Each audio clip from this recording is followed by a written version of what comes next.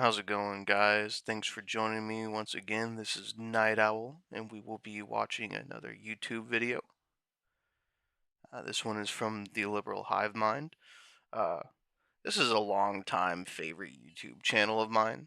The man just has like excellent takes and really meticulous results. He's just really good at how he presents himself and the content that he creates.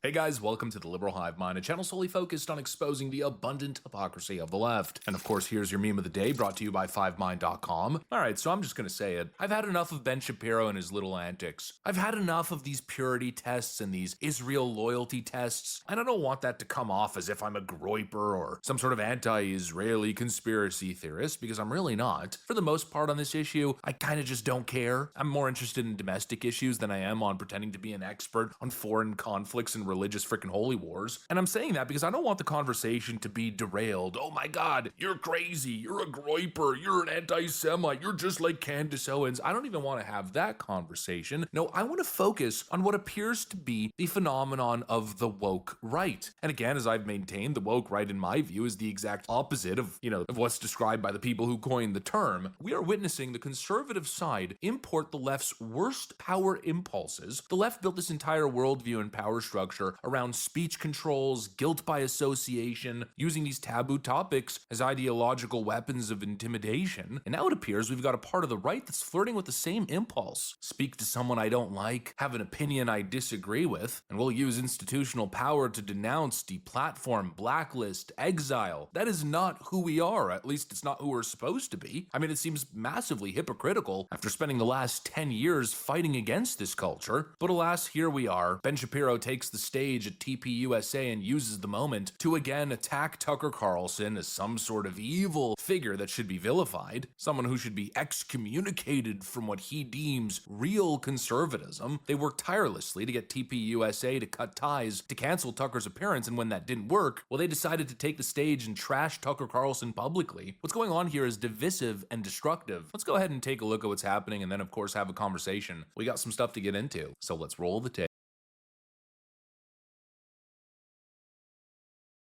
Before he gets into the meat of the video, I just want to touch on what he said about the conservative movement kind of adopting these weird lefty talking points and policies.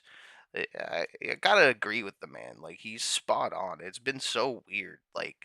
Ever since the assassination of Charlie Kirk, there has been this weird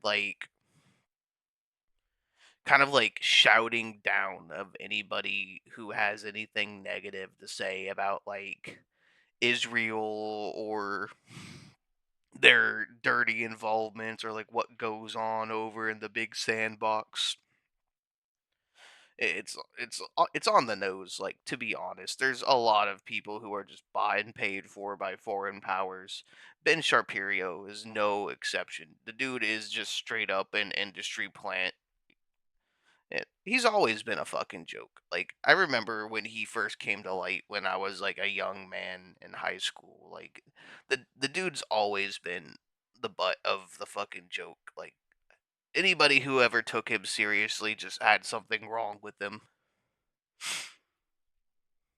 Alright folks, so we got Ben Shapiro taking the stage here at TPUSA's America Fest in Phoenix. And again, like a broken record, there's so many important issues, but for some reason, the Ben Shapiros of the world, the Mark Levins of the world, for the last however many months, I don't know, maybe even a year, they're a broken record. It feels like they put almost no focus on actual important issues, and instead they just keep harping about Nick Fuentes and Tucker Carlson. We have a duty to take responsibility for what we say and do. If we hire awful people, we're responsible for that. I have some experience there, as you might suspect. That means that if we offer a guest for your viewing, we owe it to you to ask the kinds of questions that actually get at the truth. If we agree with the guest, that's fine, but we should own it. So, for example, if you host a Hitler apologist, Nazi-loving, anti-American piece of refuse like Nick Fuentes, the Nick Fuentes who said that the Vice President of the United States is a, quote, fat gay race traitor married to a Jeet. The person who said that Charlie Kirk was a, quote, idiot. The person who said, and pardon my language here, it's his quote, that he, quote, took Turning Point USA and it. If you have that person on your show and you proceed to glaze him, you ought to own it. There is a reason that Charlie Kirk despised Nick Fuentes, and indeed even chided Dinesh D'Souza for debating him. He knew that Nick Fuentes is an evil. Saying that Charlie Kirk despised Nick Fuentes is like an outright lie. The dude was trying hard to pull the entire conservative movement together. He had extended hands to Nick Alex Jones, um, what was that one guy like Milo Yiannopoulos or whatever? Like Charlie Kirk extended his hand to literally anybody who could have been like an enemy to the left. And even people on the left, Charlie would have extended his hand to because he was never about division. He was about togetherness.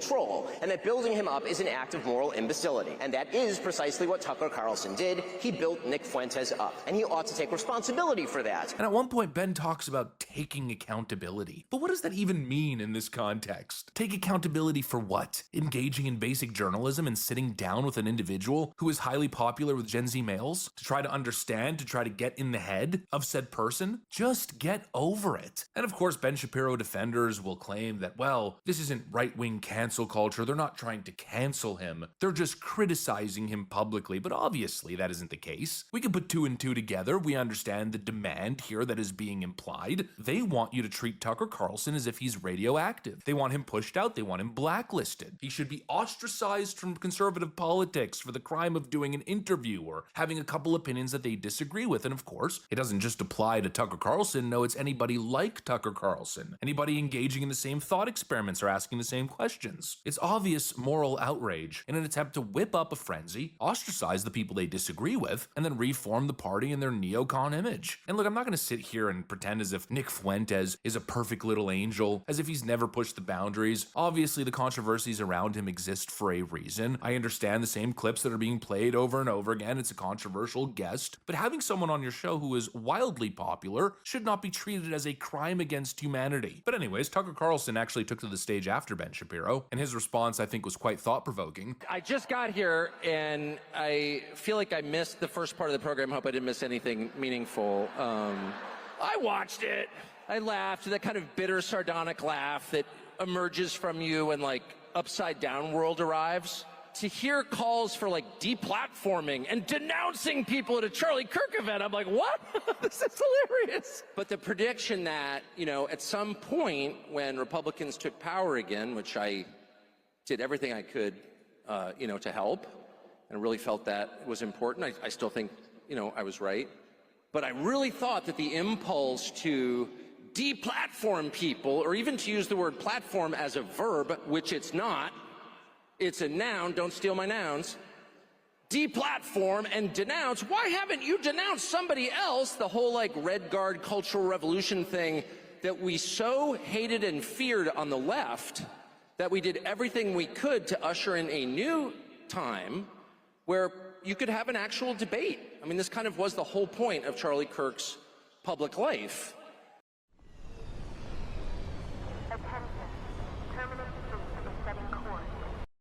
And I think that he died for it. I really believe that. I totally agree with Tucker's response. Obviously, there's a censorious political impulse here. The idea is to shut down ideas that they find detrimental to their preferred worldview. But that's not the way. Exactly. It's a wrong think campaign. They want everybody to think the same things and do the same things just like the left. It's like any other good communist, socialist fucking regime. They're all in the same party. That's like what a lot of people fail to realize, man. Is like, you know, you hear Trump all the time talk about the uniparty and the swamp and this, that, and the other. This is what he's referring to. It's some gigantic elitist cult that just wants to control everything. we're supposed to do it. We've been dying on this free speech hill for a long time. This conservative space is supposed to be a place where you can argue, where you can debate, where you can engage with potentially controversial topics and ideas without turning every disagreement into a damn purity test. And mentioning purity test, this would imply that something unpure was done or said, some great offense has taken place. But even there, I think the argument being made is absolutely weak. What exactly is the issue here? Tucker interviewed somebody who is wildly popular? The accusation coming from Ben Shapiro and others is that Tucker Carlson mainstreamed or popularized, platformed Nick Fuentes. Give me a freaking break, please. As if Nick Fuentes has become a household name because Tucker Carlson sat with him, like a month and a half ago? No freaking way. No, the reason Tucker sat with Nick Fuentes is because Nick Fuentes has a massive platform and huge influence in the online political world. And ironically enough, if you ask yourself, who has done the most to platform, uplift, and mainstream Nick Fuentes, it's the Jewish political lobby. Come on, guys, it's not complicated. It's the Streisand effect. You don't stop talking about the guy. He wouldn't be nearly as popular if Ben Shapiro and Mark Levin and all these other characters weren't mentioning his name every 2 frickin' seconds. You want him to go away? Then stop. Or you know what? Actually engage. Engage on ideas, debate the ideas, disprove his claims. But instead, no, they want to. They can't do that. They physically can't engage face to face because everything that they stand for is wrong and against American ideals. That's it. That's the code.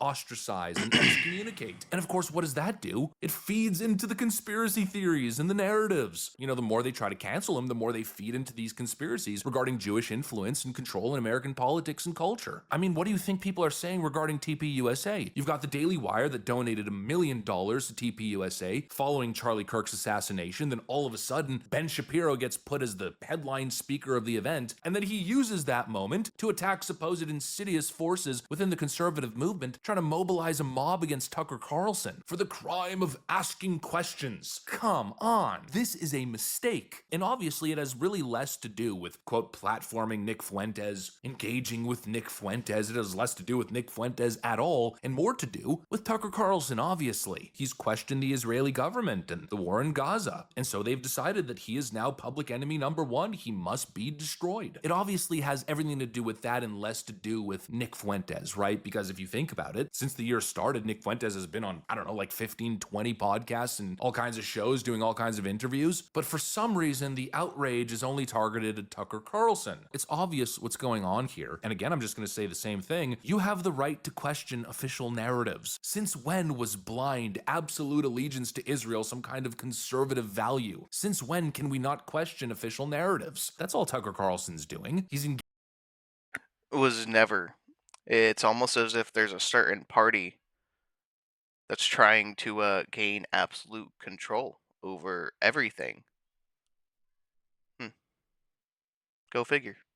engaging with ideas, he's skeptical, he's trying to be intellectually honest. Why is that grounds for cancellation? Tucker Carlson did nothing wrong. And even on the issue of Nick Fuentes, while I might not agree with everything that he says, at the end of the day, the ideas that he holds are not unique to him. There's a lot of people who feel different ways about all kinds of different topics. We have to be able to engage with these topics, engage with these people, have genuine, honest conversations, and simply let the best ideas win. Now, I get why people are sensitive about anti-Semitism. I understand it. I understand the history. I understand why Jewish people react very strongly and defensively, but we cannot go down this path where the answer is speech control and blacklisting. And again, I want to reiterate, I genuinely feel taking this angle is counterintuitive. There seems to be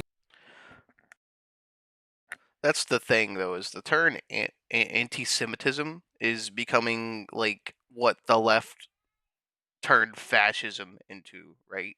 Like, essentially, it's just a word that they're using to shut down any type of conflicting narrative or like wrong think in anybody that they disagree with. It's just a means of control. Like simply questioning, simply processing critical thought has nothing to do with anti-Semitism. And especially when you're sitting there connecting dots. Like, you can only connect so many before the shape kind of takes root in your mind. And to call out said shape and then denounce it as anti-Semitic is just wrong.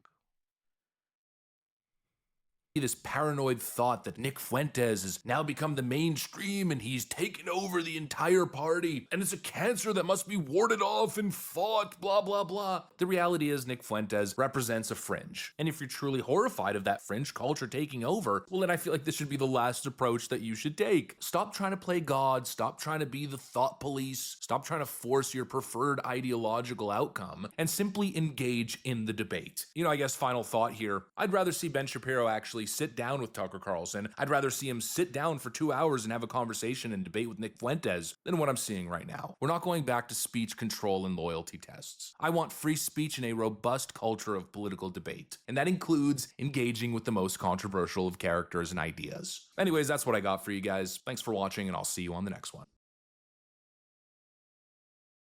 Mr. Speaker. Guess that's the video. I'll see you on the next one.